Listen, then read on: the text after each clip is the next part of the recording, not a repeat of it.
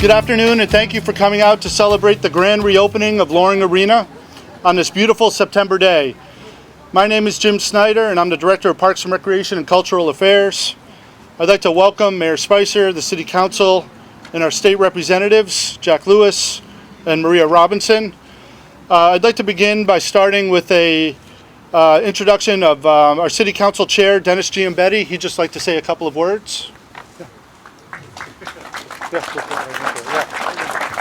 Thank you, Jim. Well, what a glorious day today is. I was reminiscing with Dick Rodenheiser. Growing up in Framingham, this was a unique experience to create and build a rink in 1963. And if these walls could talk, and the number of stories that could be told, the number of great players that played in this rink, both from a high school perspective, from Pee Wee perspective, but also from the semi-pro perspective. I remember vividly, I was reminiscing with Dick on Thursday nights. This was the place to be in the 1960s, to come and watch the Framingham Picks semi-pro hockey team with U.S. Olympian hero Dick Rodenheiser and his teammates. There were just some great nights. It was great hockey, and it has a long tradition in our community. And it's great to have the new facility now, who is available now for ADA compliancy, as well as for the female athletes that can play. So it's really a great upgrade for our community. And I'd just like to thank everyone who was involved, the Board of Selectmen, the town meeting, and Mr. Parolini, and others who really took a lot of work to get this done. Great job, and it's a great day. Thank you very much. Oh, citation, yeah. Jack, Marie, you want to come on and do the citations? I have two hats here, I guess, today. I have a hat for the City Council Chair, but I also have a citation from Senate President Karen Spilka in recognition given to City of Framingham Park and Recs Department in recognition of the renovation of Loring Arena, the joyous occasion of its grand reopening. And it reads, be it further known that the Massachusetts Senate extends its best wishes for continued success, that this citation be duly signed by the President of the Senate and attested to and copy thereof transmitted by the Clerk of the Senate. This is signed by the Senate President Karen Spilka, the Clerk of the Senate Michael Hurley, authored by our State Senator Karen Spilka today, September 16, 2019. I also have Representative Jack Lewis and Representative Maria Robinson, who has similar citations from the House. Jack? Go ahead. The wording is almost identical. Surprise, huh? But in lieu of reading that, so we can get in there and you can all show me your skating moves, a similar citation signed by the Speaker of the House, Maria Robinson, myself, and the other Framingham State Rep, Carmen Gentile. I just wanted to add, just to echo his words, this wasn't an easy task. It wasn't a quick one, and I just want to thank everyone for their steadfast commitment to making sure that the funds were secured, but also this project was brought to completion. I've been here for a couple birthday parties, and it's always embarrassing. I'm going to leave before the skating begins. But really, this, as you said, used to be the place in the community where folks hung out, and I think these renovations will mean that it continues to do just that. Excellent. Let's keep moving. Thank you very much. Thank you. Thank you very much. Thank you, everyone who took the time out to their busy schedules to be here today. We're happy to have members of the Loring Arena Advisory Committee, Loring Arena Study Committee, current and former directors of Loring Arena, and the Division of Parks and Recreation Cultural Affairs in attendance as well. I hope to have many patrons, I see that we have many patrons from Loring Arena, including Framingham Youth Hockey, Framingham High School, Framingham State University, and thank you all again for coming. As temperature starts to drop, you can feel that hockey and skating is in the air. Framingham has always been a skating community with many tournaments and skating championships to prove it. It all started in 1961 when the Framingham Flyers won the state tournament and went on to compete for the New England Championship final game under head coach Edward F. Loring. We are happy to have several members of the Loring family here with us as well today. Thank you for coming. The enthusiasm and the town spirit created by the team's accomplishments created a huge impetus for an indoor municipal skating rink. This resulted in the formation of a rink study committee by town meeting in 1961. There were few indoor arenas. In the late 50s and 60s, prior to 1963, the high school hockey team traveled from Boston and Worcester to obtain practice time and to play their games. It was common for the team to be on the bus at 4:30 a.m. in order to go to Boston to practice and be back before the start of school.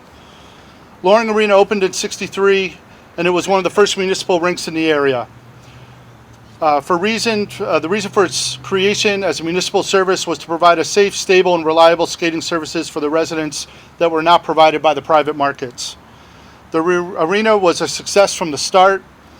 Built as a seasonal facility, it provided ice time to support youth hockey programs, figure skating clubs, youth and adult skating lessons, open stick time, private rentals, spectator events such as speed skating and figure skating, and semi-pro hockey teams. In fact, we actually had pro wrestling in here at one point as well.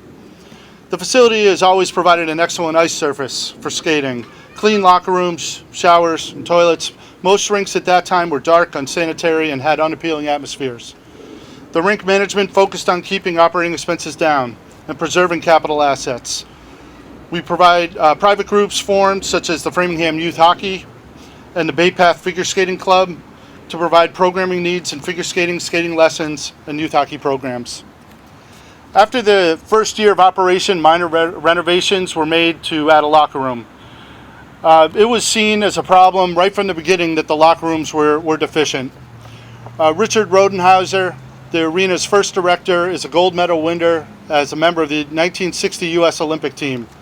Thank you, Richard, for being with us today to celebrate the renovation and for being the first of many fantastic directors to operate this facility. In 2001, Loring Arena Study Committee was formed, chaired by Joan Rustani. The goal of the committee was to analyze operations and plan for the future, using the Loring Arena mission statement as the driver for the renovation. The mission reads, it's the mission of Loring Arena to contribute to the overall recreation programs to the city of Framingham by providing for the varied skating needs of the community. It's our goal to have Loring Arena serve as a source of pride to the community while passing on little cost to the city as possible. It took another 15 years and a number of significant societal changes to build up enough momentum to get this project approved and to address the gender and age separation issues, the inappropriately sized and configured locker rooms, the public health and safety concerns associated with the building, and the lack of accessibility for those with people with mobility challenges. I thank Bob Marusi, Jim Duane, and Rich Weston, who were instrumental in garnering support for the renovation from the user groups and decision makers, and worked tirelessly to get it in front of town meeting for a vote.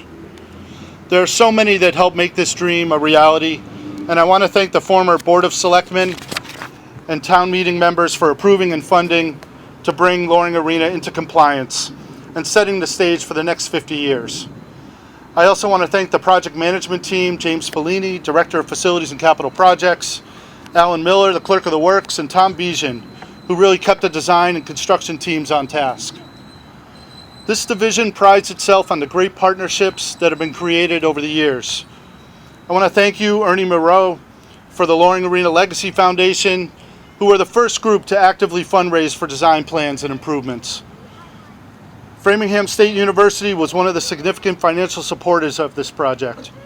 Once it was approved by town meeting, Dale Hamill, the Executive Vice President for the Office of Administration, Finance, and Information and Technology, took the opportunity to support Framingham skating community and contributed $250,000 to Framingham State's home ice and our community ice.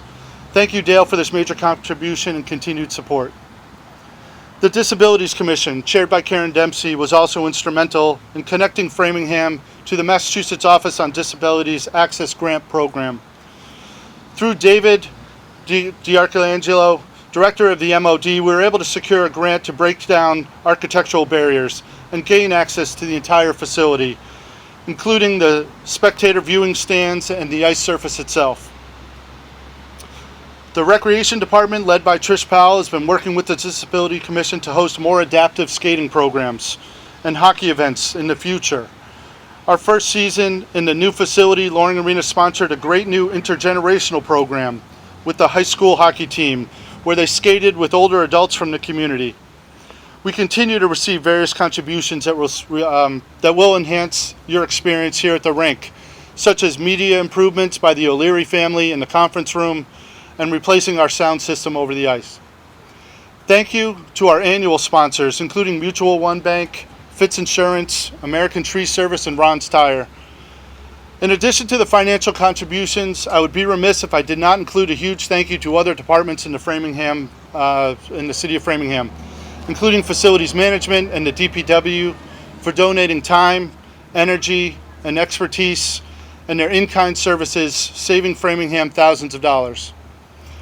Lastly, I want to thank the Loring Arena staff led by Richie Weston and the Parks maintenance staff led by Chris McGinty, who went above and beyond to make sure this project came together. I apologize if I missed thanking everyone who played a part in bringing this fantastic new facility, ice facility for our skating community to enjoy.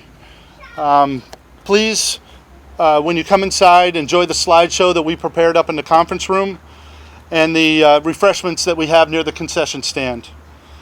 I would like to introduce the Mayor, Yvonne Spicer, who would just like to say a few words.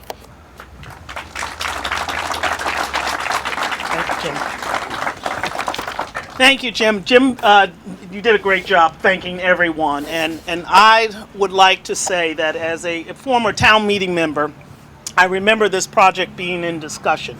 It took over 3 years to come to completion, but it was a collaborative effort that once again brings the jewel, one of the jewels of Framingham, which is this arena that has brought countless generations of families together. It is now going to be reopened for business once again in a much broader way to bring even more people into this arena. I went to a college. Hockey was a big thing. I grew up in New York City. Sorry, hockey was not the sport. But I do know the power of sportsmanship, and I do also know that having this arena is just yet one more tool in the toolbox of Framingham that certainly highlights the best of this city and the best that this city has to offer. So my official job is to open the doors of this new facility. And with that being said, I now invite each and every one of you to come on in to new Loring Arena.